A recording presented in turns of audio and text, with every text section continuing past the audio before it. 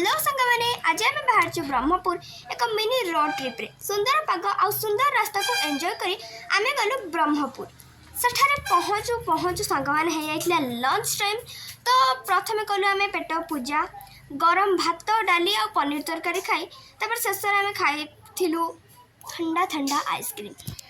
सांगे से पड़ा आसला मो आंटीर झील तापर आम समस्त गलु न्यूली ओपन होता स्मार्ट बाजार को सेठारे प्रबल भिड़ थिला। आम बहुत सारा मस्त मस्त जिनस देखिलु आ जमे कि शॉपिंग भी कलु आ बहुत जोर से गहली भी थिला।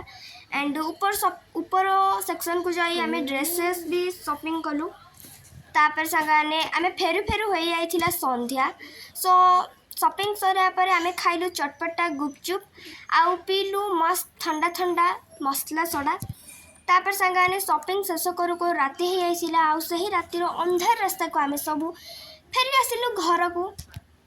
मो स्मार्ट बाजार कौन कौन सब आनिली सेटा देखिया पाई पार्ट 2 आनिबी तेणु चैनल को जल्दी सब्सक्राइब कर